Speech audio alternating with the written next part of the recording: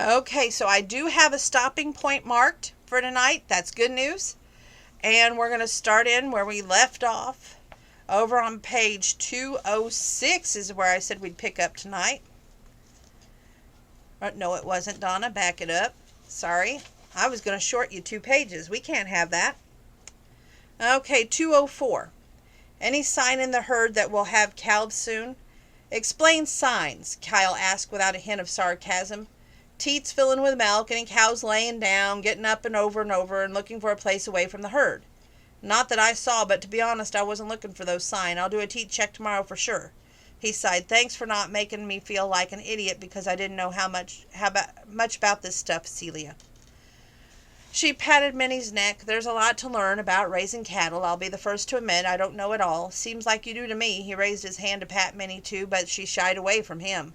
I'd like these horses a whole lot more if we were facing off in the arena and they were trying to buck me off. I might stand a chance with them. That's crazy talk. They're all very sweet. Which one's pregnant? Blue. She's not here. I left her with Eli. Why didn't he bring her when he brought the others yesterday? Since Blue's due date is during calving, I didn't want her to deliver when I couldn't give her all my attention. Mares in the same pasture that don't fool will try to steal another mare's baby. Seriously, I never heard of that. It happens all the time. This is Blue's first foal. She's so sweet-tempered and she doesn't have the experience to fight off more aggressive mares. Since Eli has a pasture of pregnant mares, Blue is better off there. Who's the sire? Mickey. The Randy horse mounted Blue before we could put her with Xavier. That's 204, 205. Here's 206, 207, 208, 209. You get the drift. Celia and Kyle scoured the hospital parking lot for Abe's truck or Jamie's Prius before they entered the hospital. She knocked on the door of Jamie's room and then poked her head in. You decent? Janie was sitting up with a blanket-wrapped bundle tucked in the crook of her left arm. Celia, I'm so glad you came. Grateful for the reassuring squeeze from Kyle, she kept a hold of his hand as they entered the room. She gave Jeannie a one-armed hug. I'm so thrilled for you. Thanks, this is a pretty thrilling thing to finally get to see the fruit of our labors, ha-ha. Congrats, Mama, you look happy, and Kyle here looks happy too, Janie said as Kyle kissed Janie's forehead. Thank you. She shifted to better show them the baby. This is our little boy Tyler, all 8 pounds of him, according to the mud lily gallows. All of this dark hair is the reason I had heartburn for 6 months. He's beautiful. Janie flicked a glance at Kyle and Celia joined hands when they were gazed moved between them. Congratulations are in order for you two as well. Thanks, we're happy. Kyle lifted Celia's hand to his mouth and kissed her knuckles. Your brother's an idiot, Celia, Janie said. I know. He'll come around, but probably not until he's done fussing at me like an old woman, and he's got me and Precious here locked down at the ranch under his watchful eye. Some big changes in your life, that's for sure. Changes we're ready for this time around, although I worry the one with the biggest adjustment will be George. Janie frowned. I'm not convinced he needs to be a house dog. My mom never would have let me have Murray inside either. I threw a hissy fit when Hank and Abe got me a puppy, but wouldn't let me have him in my room. I remember that, Kyle said dryly. You tried to enlist my help, and you thwarted me, which was part for the course with us. Then he emphasized, not so much anymore. Tyler fussed, and Celia leaned closer to see if he opened his eyes. Would you like to hold him? Janie asked. Yes, please. Kyle released her hand. I'll be back. I'm just going to go check on that one thing. The door shut. Janie looked at Celia with surprise. Was it something I said? Celia had no idea what Kyle was up to. No, I think he's paranoid that if I hold a baby, I'll want one of my own. Not that cajoling him into getting what I want has ever worked for me in the past.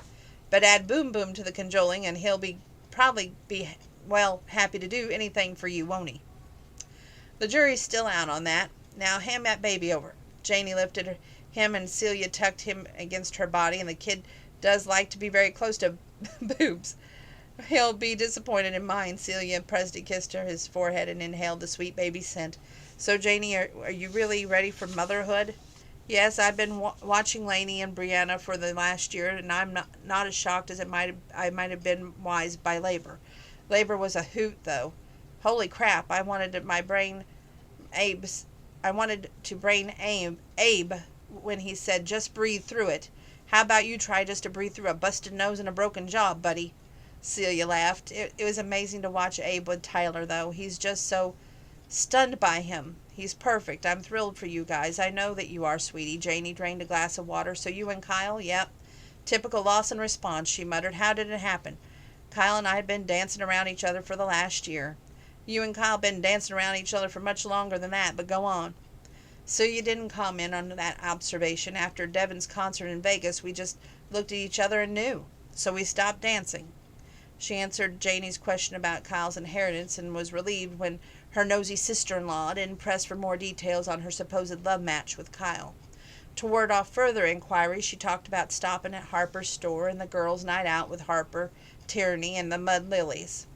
Sounds like a good time. I fear my girls' night out days, though, are a thing of the past. I doubt Garnet and Maybelle would let you get away with ditching them. She patted Tyler's little butt when he made a mewing noise. So will you go back to work at Split Rock? I'm taking a couple more months off, 2 at least, maybe even 3. Then we'll be busy in season at the resort. Renner can't run the place without me. Janie smirked. Plus, I love my job. Laney is happy with Brianna's daycare, so I've already reserved a spot for Tyler. That'll be handy. I imagine when you and Kyle have kids, you'll be a full-time at-home mom like your mom was. See, Celia's mom had been a sweet, hard-working rancher wife. She remembered that how she always referred to herself as Rose Lawson, mother and rancher's wife. She glanced at Tyler's face. I guess we'll see. It's a long ways down the road for us. Be nice if you had kids, though, soon, so they'd have the same age as their cousins. Janie. She laughed. I'm kidding. Anyway, you did get an invite to the baby shower Tierney's throwing, right? Yes. Her eyes narrowed. You have to come, you and Kyle. Even if you're both ticked off at Abe, promise me. You want Kyle to come? Aren't baby showers mostly for women? Oh, pooh, that's old-fashioned. These days are co-ed. Celia managed to look of horror on Kyle's face if he was forced to play baby shower games. She grinned. I promise we'll both be there. Okay. Now I'm trying to find out where did I... Okay, so Kyle approached the information desk. Excuse me, where can I find the home health care office? Down the hallway in the last office on the left. What he's doing right now is he's looking up this woman who knew about his dad, and we'll go from there. The woman wouldn't remember Marshall Townsend, or the worse, maybe he'd been the same crotchety butthole that he'd been to everyone else. An attractive brunette manned the desk. Her head-to-toe inspection reminded him of the Buckle Bunnies following the rodeo circuit, contempting the size of his package behind his belt buckle. May I help you? I'm here to see Karen McNamara. She's on a call right now. Can I give you her name? Kyle Gilchrist. I have one quick question for her. Well, Kyle, she code. Could you be a little bit more specific of your needs? Are you here for? Her gaze swept over his chest and his arms. Recommendations or for sport injury rehab clinics? I bet you're some kind of athlete. I like his response here. I'm not an athlete, just a rancher. My wife's sister-in-law suggested I ask about a claim for my ailing father. Her body language changed immediately at the mention of the word wife. Have a seat. She'll be with you shortly. Kyle studied the artwork in the small room until the receptionist led him back to the office. The woman behind the desk offered her hand. Kyle, come in. We have a seat. What can I help you with? Kyle perched on the edge of the chair. It's probably pointless of me to ask, but I'm wondering if you can tell me anything about a former patient of yours. Former? He died at the VA a few weeks ago, but I found your name in the paperwork at the house, and it looked like you might have done some home health care with him. Whereabouts was this? Rollins. The man's name was Marshall Townsend. He was my father, but I didn't know that he was my father until he was dead. The truth is, I know nothing about him. I'm not looking for confidential medical information, just whether you knew him. She sighed and tapped her pen on the desk blotter. Yes, I knew Marshall. He came into the hospital early last summer complaining of chest pains. We did a full round of tests and kept him overnight. The test results weren't good. He checked himself out the next day because he wanted to have and be billed to the VA. Our office had to do a home check-in. He didn't return our calls, which forced a home visit. He wasn't particularly happy to see me, but he wasn't rude either. I asked why he had not sought treatment in Rollins or at the VA in Cheyenne. He said he was good as dead anyway, and he didn't want to spend his last few months trying to change the outcome. Clyde clenched his teeth. Marshall had known he was dying last summer. He made up his mind, so there was no point in arguing with him. Do you know how long he was in the VA before he passed on? 2 months, I guess. She frowned. You really didn't know him. I met him a couple times over the years, but I had no idea that he was my father. I wondered what killed him if he was hereditary. Not a believable lie, but he had to learn something about the man. No, he had lung cancer. He smoked for many years, and he rejected some bad chemicals in the Vietnam. To be honest, I'm surprised he lived as long as he did. After that diagnosis, I suggested he get his affairs in order. I assume he did. Not besides making sure that his cows and horses didn't starve. Kyle stood there and offered his hand. I appreciate your time, Ms. McNamara. You're welcome. Sorry I wasn't more help. Kyle was lost in thought, leaning against the wall outside Janie's room when Celia strolled out. Had enough of your baby fix? Yep. He started screaming. She jerked open her hospital gown to nurse him, and I took that as my cue to leave. I'm ready to go home, too. We have to stop at the store. Can it wait? Not unless you want to start raising chickens, growing fruit, and milling wheat because we're out of bread, eggs, and orange juice. He continued to be lost in thought on the drive to the Super Value. He parked and said, I'll wait in the truck while you grab what we need. You have to come with me. Why? I don't care what kind of juice you buy. Celia glared at him. I won't be able to buy any juice if you don't come in with me, Kyle, because I don't have any money. None. You hold all the purse strings, remember? Made him feel like a butt to see her that embarrassed. Don't snap at me, he said evenly. This sharing thing, especially about money, is new to me, okay?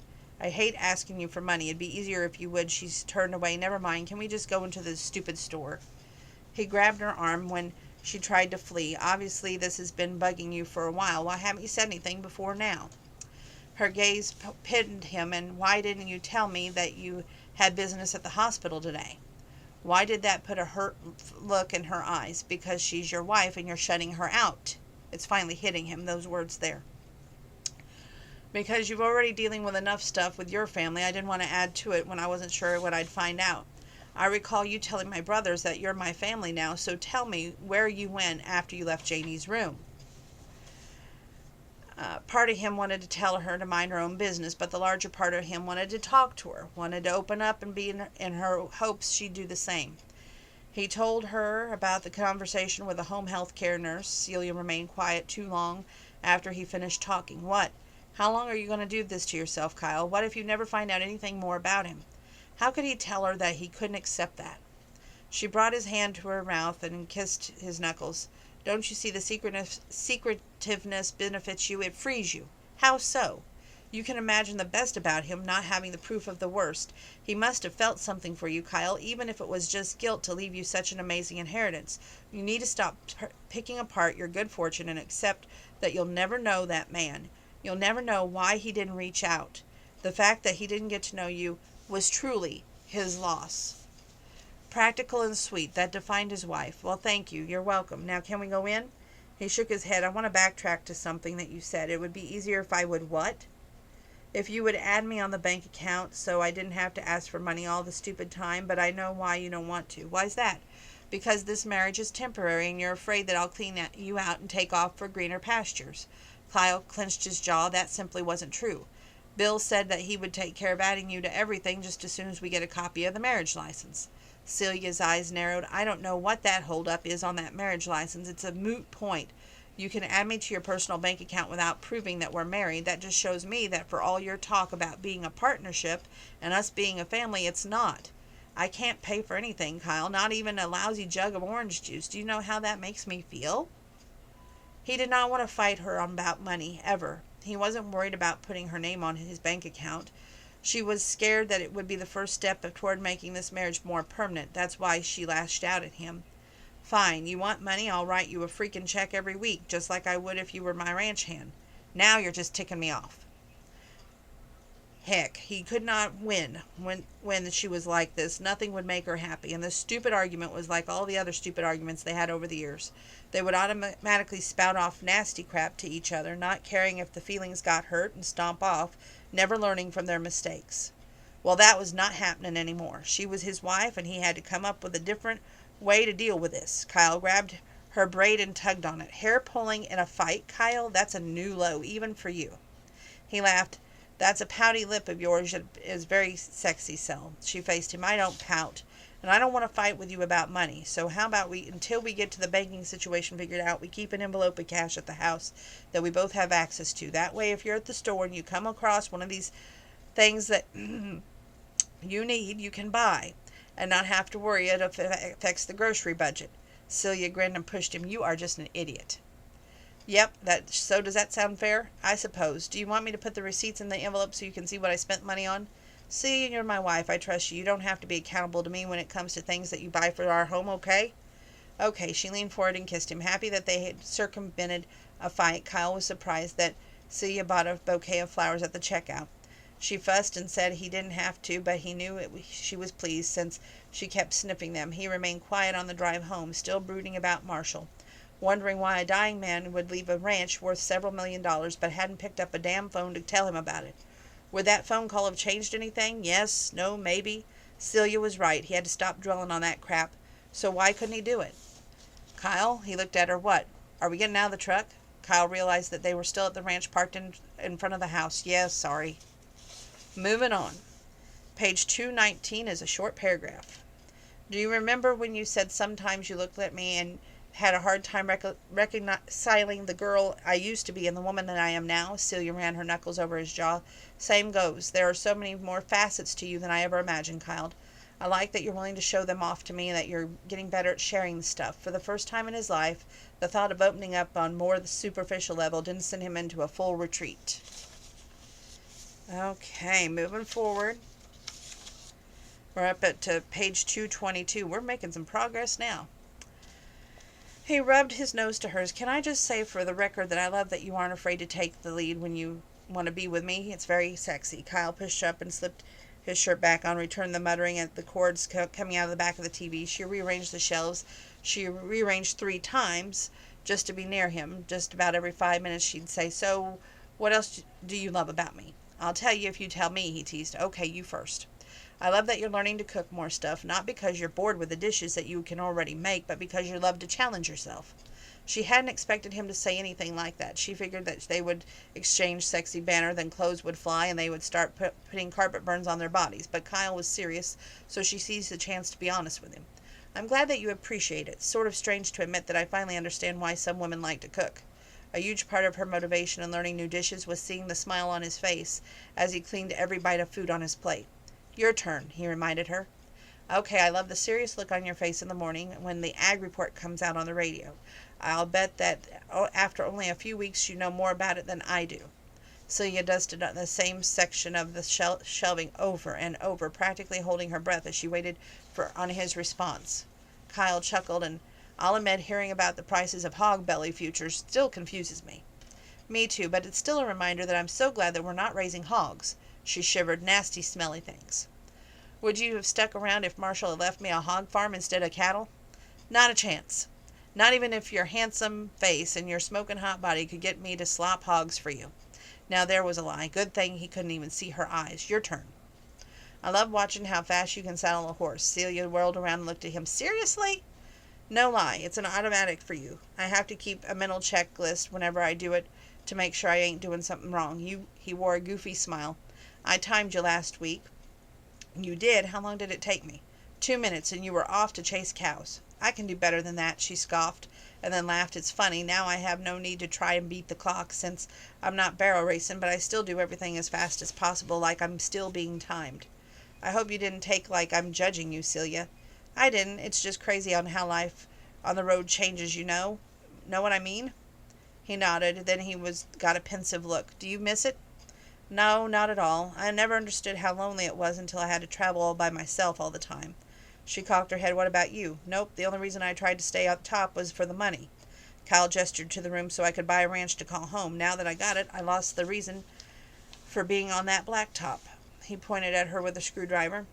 And I believe it is your turn to tell me something else that you love about me. And he's thinking, I love that you get me. She's saying, thinking that. Could she say that without giving him too much of herself away? Another laugh. You can't even come up with one more thing. Yes, I can. I love your loyalty even when you're still upset with your mom. You're planning on giving her that money that Marshall left, aren't you? All of it. It's not like she won't have to work and I'm setting her up with a life of luxury. It'll be more like giving her options. And it's just I owe her. I am who I am, and I'm loyal because of her. Because she beat those values into my head from the time that I was a kid. Same with Hank and Abe. I resented it so much back then, but Not them, just their rules. She still hadn't heard from her brothers, and that hurt, like a raw wound that would not scab over. Hey, then Kyle was right beside her in face. They're probably waiting until their full body armor arrives before they show up and face us both. Kyle always tried to put a good spin on everything, and she loved that he was such an optimist. Thanks. And it's my turn, isn't it? He gifted her with a rare secret smile, so she figured this I love would be about a body part, probably her legs. I love that you starch my shirts. Actually, I love that you don't mind doing laundry because I freaking hate it. Maybe it makes me silly, but there's something about special wearing a shirt that you starched for me. Whoa, another answer that she had not expected. She should not be surprised that he turned what should be a mundane chore into something romantic. I don't think it's silly at all, and I admit that into some selfishness because I do it. I really like the way you look in them, and it's sweet that you appreciate it. That's just another thing I love. Hold that thought, okay? Be right back. Celia watched him disappear around the corner. When he returned with a tissue wrap package. What's that? She squinted at him. I thought we agreed no Valentine's Day presents. It's not. He shoved it in her hands. Just open it. She ripped the tissue paper and found a purple long-sleeved shirt, nearly identical to the one that got blood-covered, and she had to throw it away after her bulldogging mishap in Vegas. She looked at him with complete shock. Kyle, where did you find this? I called Harper to thank her for helping you pick out all those nice clothing. He smiled saucily. We got to talking for some reason. She remembered your lucky purple shirt, was happy to track down another one for you. It's not exactly the same, but it's so very close to perfect, just like you, she's thinking. Celia slipped it on over her t-shirt. She had difficulty doing the buttons, but her fingers were kept fumbling. When Kyle's warm fingers were underneath her chin, lifting it up, their eyes met. Do you hate it? Goodness, no, I love it. I'm just touched beyond words. Really, thank you. She pressed her lips to his. I love your sweet romantic side. Love it like crazy. Love the kitchen timer ding, signaling that the pork roast was done. They both stepped back, strangely unsure what had just happened. Then Kyle grinned. I cannot wait to see what taste sensation you've whipped up tonight. Come on, let's eat, and I'll even set the table. Then Kyle's voice rumbled in her ear. What did you just say? You kind of mumbled. That I'm glad to be married to you. That was the last thing she remembered hearing before succumbing to exhaustion. That was Kyle murmuring, same goes kitten. Okay, moving forward. We are really booking it tonight, which is good news because I'm hoping to end this book tomorrow night, so we'll see. The pause didn't last long. Hank marched right up to her. Let me just say this up front. I'm sorry. I'm so sorry for all the BS that spewed out of my mouth that day. There's no excuse for the way I hurt you, none. And I'm so ashamed of what I said to you, and there's no way that's taken me so long to find the guts to face you. She bit her cheek. It was a hard pill to swallow, realizing how dismissive I've been towards you. When we finally had that family talk a while back, I just figured you were being childish about not liking the changes around the home place. You asked me where you fit in the future on the ranch, and I never responded. I shoved your concerns and you aside to focus on the family. Then you stopped coming home, didn't you? She nodded. I don't know how I forgot that you were my family too, Sel, but I did. His voice wavered, and he cleared his throat. I don't know if you need more time before we can even mend what I broke. I just wanted you to know how sorry I am, and I'm willing to do whatever it takes to fix it. Abe ambled over. I ain't going to make excuses either for being a first-class idiot. I hurt you. I have to live with that the rest of my life. I also have to live with the fact that I was so wrapped up in my life and school that I hadn't noticed you were avoiding coming home. Even before Janie and I got remarried, we're all awfully good at pretending everything is fine when it ain't. Abe's eyes roamed over her face. I look at you and see a grown woman, but I also look at you and even now and see that pigtailed little girl who relied on me for so many years. I let you down, Sel. I hurt you with my careless words, and I'm hoping that you can forgive me for that. And I'm hoping that we can wipe the slate clean, not go back to the way it was, but be better than we were before. Have a real adult relationship and not sliding back into those younger sibling roles that we are so used to. Celia didn't bother her brother's sincerity, for their distress was painful to see. This wouldn't be an overnight fix because it had taken a few years to reach that breaking point, but it was a step in the right direction. She started toward Hank, and his arms were open before they reached. He picked her up off the ground and squeezed her.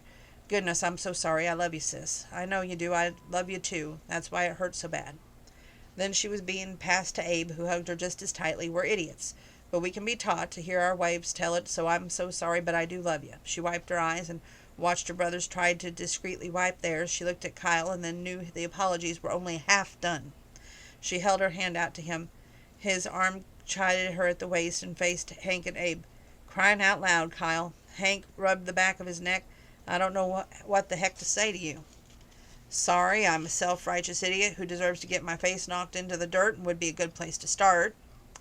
Hank didn't crack a smile. Not even that seems enough. Not only did we treat you worse than some no-account loser, he hung his head as if he couldn't look at Kyle in the face.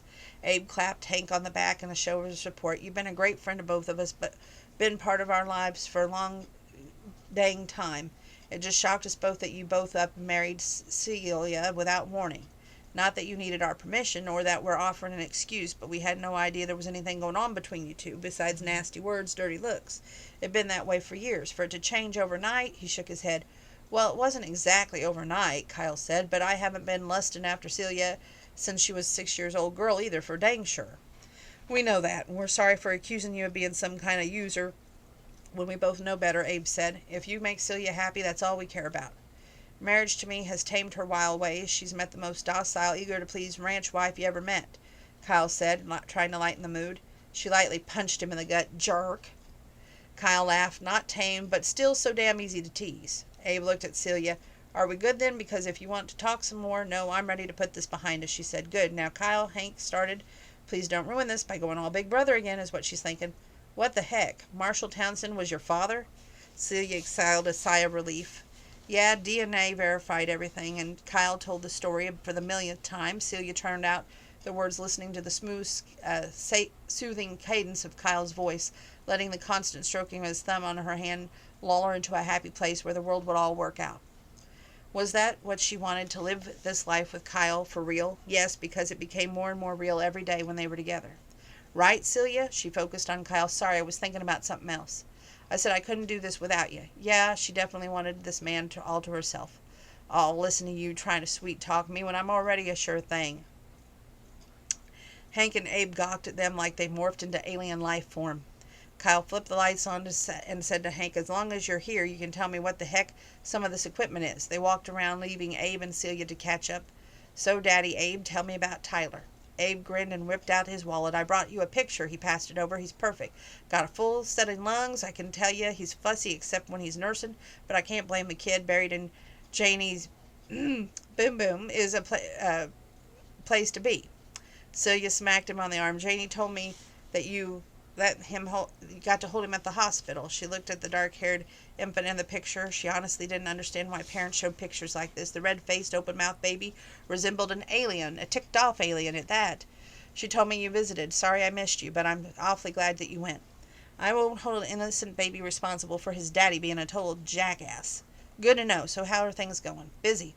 We cleaned out a lot of crap piles out of the house. Marshall had been a widower for a long time. Getting back into the swing of daily chores, dealing with all this stuff that goes along with raising cattle, had been an adjustment for both of us.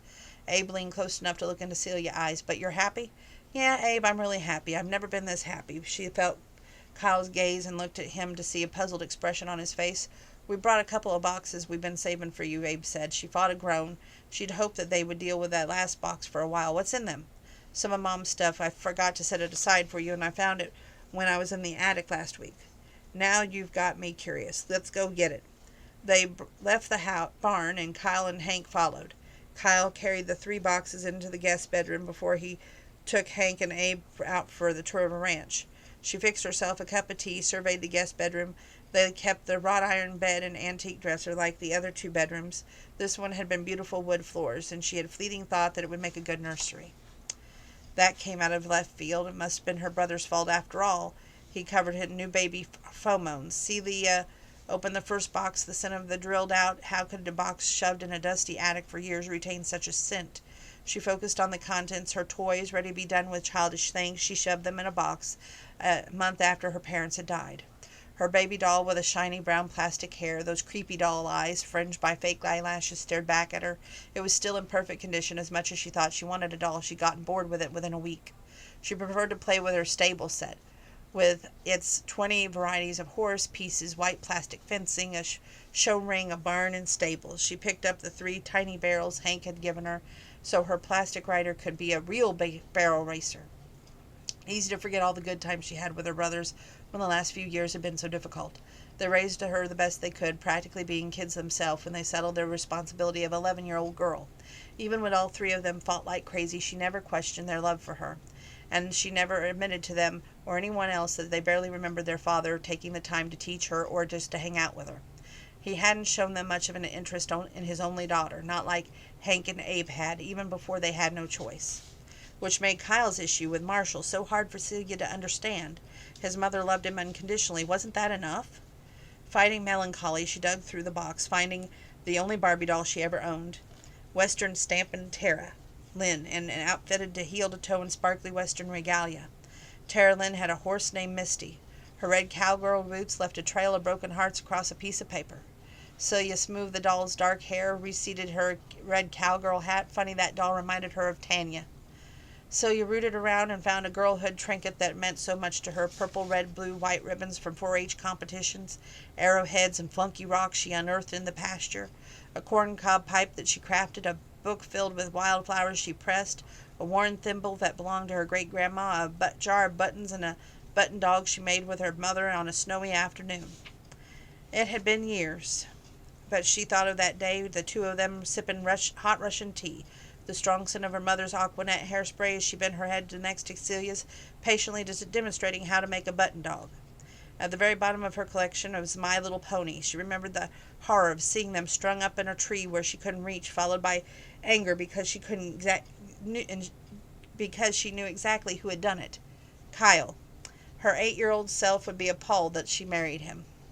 In the second box were odds and ends, fancy tablecloths and hand towels, crocheted tissue box covers, yards of lace and skeins of yarn.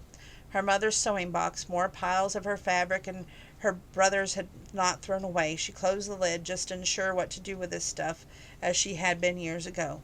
Celia knew that this wasn't the last box, wouldn't contain her parents' things because they'd given her everything away, just another sad memory she buried. The door to their mom and dad's bedroom had always been shut. That room was off limits, and it had remained shut until the day they died. One afternoon, a few months after their death, Abe stormed into that room. He ripped their clothes out of the closet, thrown them in the hallway, then dumped the dresser drawers in the hallway too. He removed every item that belonged to them and ordered Hank and Celia to bag it up. She'd been resentful of that, and Hank had to clean up the mess and Abe had made. She stepped over piles intending to give Abe grief, but she found that he was already grieving. Her invincible brother was on the floor in their parents' closet crying silently. Abe had been so gruff and emotionless that they died, and had thought that he had not cared, but that day when she understood how much Abe did care, how hard it was for any of the Lawson siblings to show emotion unless it was anger. How had she forgotten that? She never said a word about what she'd seen. She just quickly bagged up and left over physical reminders of her parents' lives. When Abe had claimed that bedroom of his, she moved downstairs because she couldn't look down that hallway and pretend her parents were there a while. She finally understood they weren't coming back. She opened that last box, the wedding ring quilt from her parents' bed. The fabric had been mended over years and patches were sewn in where the old sections were torn. This quilt had been passed through for 4 generations of women in her family. Now it was hers. Celia knew that she should feel like pride or thankfulness about the heritage, but all she could muster was sadness. The first 3 women who slept under that quilt with their husbands had been widowed at a young age. Her parents had died too young. She didn't want to put that quilt on their bed and doom their marriage from the start. But what kind of moot point wasn't it? Wasn't it already doomed? It insisted that in 6 months it would be ending mark.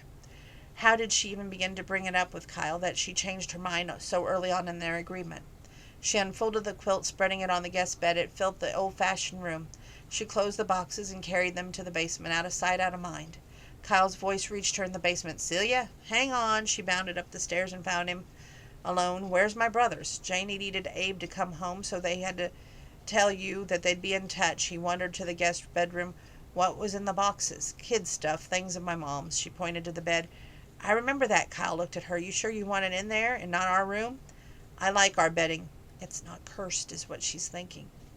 He curled his hand around her neck and pulled her close. "You all right with everything that happened today?" "I'm glad they came to us and apologized. I was beginning to wonder if they would." "Me too. Did they say anything else to you?" "Not really." She narrowed her eyes at him. I swear, we're guys. They apologized. I accepted in a story. Moving forward. Okay, this is page 261. Hey, Renner, bringing up the tequila shooters incident reminded me of something from that night last year. Right after Kyle showed up at that bar, before we started getting wild, he whispered something to you. Seemed pretty intense. Do you remember what he said? Don't do this to yourself, kitten. If Breck doesn't show you where you've been all week, he doesn't deserve you. It's killing me to see you so damned unhappy. Let's go somewhere, just you and me, and talk. If Celia hadn't promised Tyranny that she'd hang out with her, she would have left Kyle right then. She should have, because directly after Renner and Tyranny had taken off, Breck and his cowboy posse bailed. She had no choice but to go along because she had nowhere else to go. Then Breck and Michael turned in early because they were tired of keeping pretenses most likely. Sorry, you don't have to answer that. Torn from the past, Celia blinked at Tyranny. In a nutshell, he said, dump Brick, which is what I did shortly thereafter. Moving forward. Okay. 270, 271, 272. So we'll start here at the bottom of 270.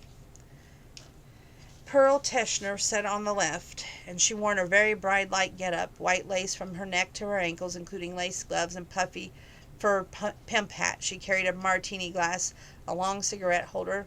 She would have been crowning touch. Now, Kyle, this might be overstepping my boundaries. He's thinking, please don't give me bedroom advice for my wife. But I wanted to mention that I knew Marshall Townsend and his wife. Not what he expected. You did? Yes. Were you aware that my husband owned the implement dealership outside Rollins? Kyle shook his head. I did the books. He handled the sales. Anyway, Marshall was a decent fellow, not a particularly happy fellow. We had a Christmas party for our customers, and he came every year. Pearl tossed back her martini. I'll be blunt. I hated when his wife came with him. She was such a shrew. So I'm a little torqued off that he didn't know about you until you were an adult. You might have been the one bright spot in his life, Kyle. He could have contacted me after he found out I was his son, and he didn't. He left me everything on his deathbed, not out of guilt, but because he wouldn't have to look anyone else in the eye and admit he cheated on his wife, even if his wife was a shrew, even when his wife had been dead for years. Saving face was the only thing that mattered. Not finding happiness and not finding me. First time Kyle had said that out loud. Pearl patted his hand. Did it feel good to get that out? Yeah, actually it did. She drilled him in the chest with a lace-covered fingertip. That isn't something you ought to be telling me, boy. That's something you ought to be sharing with Celia. Marriage rule number 1. She is your confidant. Confide in each other before all others, without exception. Marriage rule number 2. Don't be the tough guy with her. She's had enough of that in her life, the way her brothers raised her. Now that you know what's in your bloodline, I came to warn you. Especially now that I heard that Marshall had the chance to get you to know you and didn't take it. Don't be like that, Marshall. Marriage rule number 3. Don't withhold emotions from her. I'm not talking affections, because emotion and affections are totally different things. You understand that, right? No, not this very minute, but I think I do now. Yes, ma'am. Good. Pearl picked up her martini glass and floated over to the bar.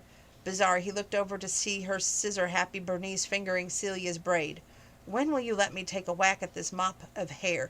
Never. Kyle flashed his teeth and plucked the braid out of Bernice's hand. You know, I got to say this as a side note. I'm growing out my hair, and I'm hoping that I can help a friend in need. I would like to see my hair when it gets to the donation level.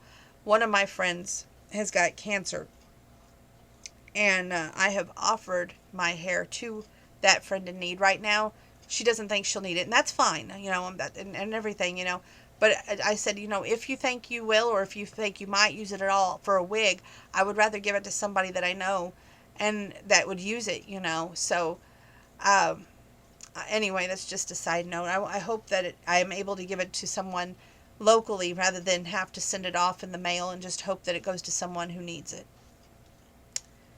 Next page, 273. Have I ever treated you with pity, Sel? She shook her head with annoyance, sometimes with contempt. I'm so glad that those days are gone. Kyle touched her cheek. In fact, I want to tell you. Hey, sis, we're leaving. For heaven's sake, every time he tried to tell her how he felt, somebody always ruined the moment. Maybe that's the sign that you ought to hold back. And that's what he's thinking in his mind. Will it be uncomfortable for you that things have changed between you and Hank and you and Abe because of me? Things had changed between me and them before you even entered the picture. To be totally truthful, things were different between me and Hank after he and Laney ended up a couple, not because I was still holding a torch for her, but because I was still on the circuit when Hank wasn't. Then Hank was ranching full time, and Abe and them got closer, and that which it shouldn't be. She nestled her cheek into the spot of his neck, which was made for her, she felt. This might sound stupid, but I like being isolated with you on that ranch. It's our own little world. We don't have to share it with anyone. We don't have to worry about other people's preconceived ideas about how we are with each other as a married couple, especially since we've had a rocky past in our house, in our bed, and I get to be the real me. She kissed his neck. I like who I am when I'm with you, Kyle. I like who we are together. That was awful dang close to that declaration of love that he was wanting, wasn't it? Here was his chance. Then Celia lifted her head and looked at him. So let's go back in and just see what this group has in store for us. We just can't take off for home now? And he's thinking, so I can tell you how I feel without interruption? Nope, buck up, little camper, and face the music, literally, she smirked. I promised Garrett you'd dance with her at least once. Crying out loud. The good thing? She's just a bad dancer as you are. Okay. We might go for a little bit longer in this book because the book review for the other two is going to be short and sweet, so that's a good thing. So let me see here. I'll try to find a... Okay. Yeah, we can do about 3 more pages. That'll help narrow this down. Okay.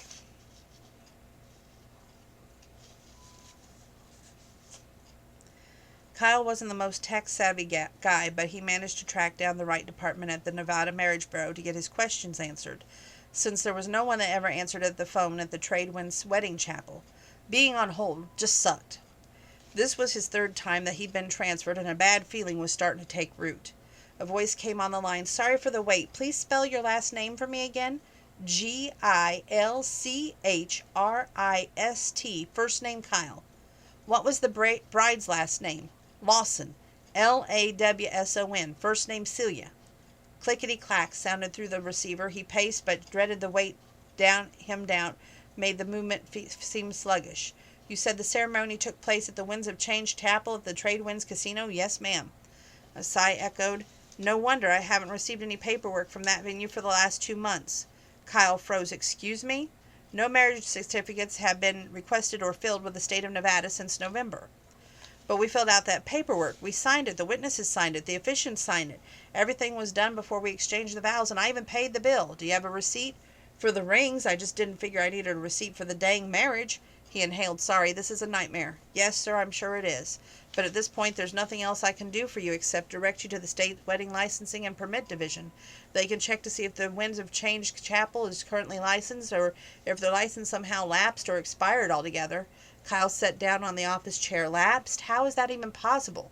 Wedding chapels have a yearly licensing fee. If it isn't paid, then they're operating without a valid license, and any ceremonies performed on that premises isn't legally recognized by the state. Once the fees are brought current, then the paperwork is allowed to be filed unless what? Unless the state license has lapsed for more than 60 days. In that case, the most owners opt to apply for a new license rather than to pay for the hefty penalties and reinstatement fees. But don't worry, I've never seen that happen in 5 years that I've worked here. Kyle's thoughts flashed back to the under new ownership signs that he'd seen all over the casino and the wedding chapel. His sense of dread exploded into full-blown panic. What if he and Celia was not really married? Sir, is there anything else I can help you with? I don't suppose you got the number handy for that state licensing commission. I'll just go ahead and transfer you to that department. Thanks. He started to feel lightheaded as he waited for the next representative to come online. He forced a slow and steady breath, so by the time his call was answered, he felt a little calmer, until he heard the news that he feared. The Winds of Change Chapel had no valid permits. Not only that, but 2 days after they were married, the State Gaming Commission had stepped in and closed down the entire Tradewind facility, locking away all their paperwork as evidence. When Kyle pressed the phone rep to offer advice, his advice was simple. No marriage certificate meant no legally recognized marriage. At that point, Kyle had to put his head between his knees. Celia was not his wife. He had no claim to her. He swallowed convulsively until dizziness subsided. He loved her, and if he was completely honest with himself, he would not have married her at all if he hadn't been in love with her. Why couldn't he admit that to himself? Why couldn't he admit that to her? That he hoped at the end of 6 months she'd be crazy in love with him as if he was with her. Heck, he needed more time to make sure what happened. Each day was hell. Each hour they spent with that last month made him fall even more in love with her, and he suspected that she'd grown more attached to him the time that they spent together. So if she knew they weren't legally married, Celia would honor their verbal contract and stay to help him through calving, but not on an intimate level. She'd retreat and be embarrassed by the oversight, especially after a huge shower the community had thrown for them, especially after the issues her brothers had raised. No way could he run the ranch without her. He didn't want to run it without her. It was much hers as it was his. He closed his eyes, reminded of the words Breck had tossed out the day after their marriage, that Kyle had nothing to offer Celia. His inheritance had changed that in so many ways, and he finally felt like a man worthy of her, because he knew what she wanted, and he could give it to her. Not life on the road or as a barrel racer, but a home for her. A ranch, a life with him, a man who loved her body and soul and understood her completely. And now he was supposed to tell her, hey, we aren't really married because we both are too crap-faced to check out the freaking permit? Yeah, that would go over well. Don't be a jackass. Tell her the truth. Tell her you love her. Tell her you want to marry her for real this time. A real wedding ceremony that she would remember, with her family, her friends, and all of it in attendance, with a wedding dance, a honeymoon, the whole shebang. No, Celia would rather have saved face than admit that a marriage was not a love match. But still, he'd have to tell her the truth. The devil on his shoulder poked him hard. Or would he? Kyle was awful damn good at playing dumb. Not that it was always an act, since their discussion about money, Celia hadn't mentioned needing the marriage license to change her name on the driver's license or even the social security card. So realistically, he could pretend with all that crap that they would deal with that regarding the ranch, that they'd just forgotten all about getting a copy of the official marriage license until she brought it up, or he could bring it up at the next 6-month mark, when they could discover together and snicker that the paperwork never gotten filed. That would give him a perfect opening to confess his love for her, then ask her to marry him for real, forever, because he couldn't live without her. Yeah, that could work. That had to work. Okay.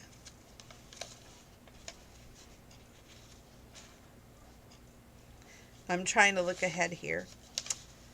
Okay, this next part's another small part, so we're going to stop after that, I promise. 294, 295. Before she could face him, Kyle wrapped his arms around her from behind. I don't want to wreck it either, but I do want to explain at least this part of the reason for my lousy mood the last couple of days. I was feeling so lost when I was going through stuff that belonged to him.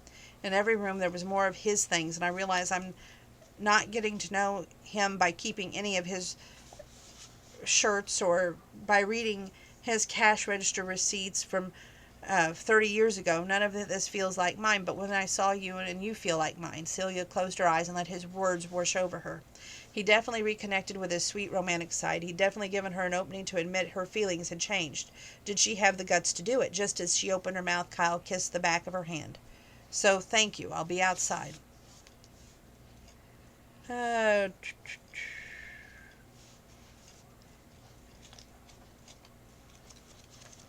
We'll stop there, and if I have time, I'll come back to this book tonight. But we got a majority of this book out of the way. I'm pretty proud. So that's a good thing.